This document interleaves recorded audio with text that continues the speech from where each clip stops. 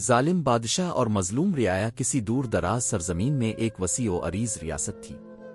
زرخیز زمینیں، بہتے دریا، سرسبز کھیت اور محنتی لوگ۔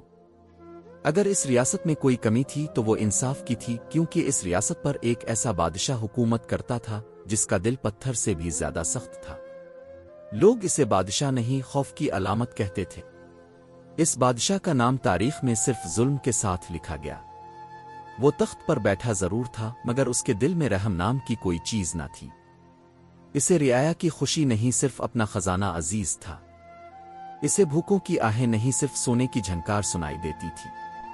کسانوں پر ظلم۔ ریاست کے زیادہ تر لوگ کسان تھے۔ وہ صبح سویرے اٹھتے، کھیتوں میں محنت کرتے، بیج بوتے، فصل اگاتے اور امید رکھتے کہ ان کے بچوں کا پیٹ بھرے گا۔ مگر جیسے ہی فصل پکنے کے قریب ہوتی، بادشاہ کے سپاہی گھوڑوں پر سوار ہو کر آتے، کھیت روند دیے جاتے، اناج کے ڈھیر اٹھا لیے جاتے اور کسان صرف خالی ہاتھ رہ جاتا۔ اگر کوئی کسان کہتا، حضور، یہ ہماری محنت ہے، ہمارے بچوں کا رزق ہے، تو جواب میں کوڑے پڑتے، قید کبھی کبھی۔ بادشاہ کا قانون ایک ہی تھا، ریاست کی ہر چیز میری ہے، اور جو سوال کرے گا وہ زندہ نہیں رہے گا۔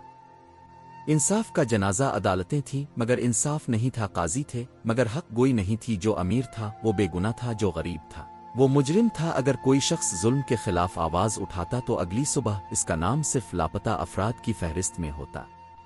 ماں اپنے بیٹوں کو سینے سے لگائے کہتی، بیٹا زبان بند رکھنا۔ اس ریاست میں سچ بولنا سب سے بڑا گناہ ہے۔ خوف میں جیتی رعایا، رات کو گھروں میں چراغ جلتے تھے، مگر دلوں میں اندھیرا ہوتا تھا۔ کوئی ہنسنے سے ڈرتا، کوئی بات کرنے سے، کوئی خواب دیکھنے سے۔ بچے کھیلتے نہیں تھے، کیونکہ خوشی بھی بادشاہ کو کھٹکتی تھی۔ بادشاہ کا محل سونے سے چمکتا تھا، مگر ریاست کے گاؤں بھوک سے سسکتے تھے۔ ایک بوڑھا کسان۔ اسی ریاست کے ایک چھوٹے سے گاؤں میں ایک بوڑھا کسان رہتا تھا۔ اس کی داڑھی سفید، ہاتھ کانپتے، مگر آنکھوں میں عجیب سا سکون تھا۔ اس نے پوری زندگی محنت کی تھی، کسی کا حق نہیں مارا تھا، کسی پر ظلم نہیں کیا تھا۔ ایک دن اس کی فصل تیار ہوئی۔ وہ جانتا تھا کہ سپاہی آئیں گے، مگر اس دن اس نے دل میں فیصلہ کر لیا۔ جب سپاہی آئے اور اناج اٹھانے لگے تو بوڑھے کسان نے آہستہ مگر مضبوط آواز میں کہا، یہ اناج تم لے جا سکتے ہو، مگر ہماری دعائیں نہیں۔ اور مظلوم کی دعا تختوں کو ہلا دیتی ہے۔ سپاہی ہنسے، اسے مارا اور قید میں ڈال دیا۔ ظلم کی انتہا۔ بادشاہ کو جب یہ بات معلوم ہوئی تو اس نے حکم دیا، اسے عبرت کا نشان بنا دو تاکہ کوئی اور زبان نہ کھولے۔ بوڑھے کسان کو چوراہے میں کھڑا کیا گیا، مگر اس کے چہرے پر خوف نہیں تھا۔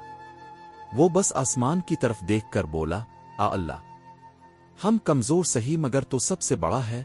وقت کا پلٹا۔ کہتے ہیں ظلم ہمیشہ مضبوط نظر آتا ہے، مگر حقیقت میں وہ کمزور بنیادوں پر کھڑا ہوتا ہے۔ کچھ ہی عرصے بعد فصلیں برباد ہونے لگیں، بارشیں رک گئیں، خزانہ خالی ہونے لگا، سپاہی بغاوت کرنے لگے، بادشاہ کے محل میں سناٹا چھا گیا۔ جس دن رعایا نے ڈر چھوڑ دیا، اس دن تخت لرز گیا۔ آخرکار ایک رات وہی بادشاہ جو لوگوں کو سزائیں دیتا تھا، خود تنہا محل میں بیٹھا کانپ رہا تھا۔ اگلی صبح ریاست آزاد تھی، مگر بادشاہ کا نام صرف ایک سبق بن چکا تھا۔ لوگ کہتے تھے، ظلم وقتی ہوتا ہے، مگر انجام ہمیشہ عبرتناک ہوتا ہے۔ وہ کسان جن کے اناج چھینے گئے تھے دوبارہ کھیتوں میں اترے، وہ بچے جو خاموش تھے ہنسنے لگے، اور ریاست نے یہ سیکھا، طاقت تلوار میں نہیں، انصاف میں ہوتی ہے۔ ظلم چاہے کتنا ہی مضبوط کیوں نہ ہو، ٹوٹتا ضرور ہے۔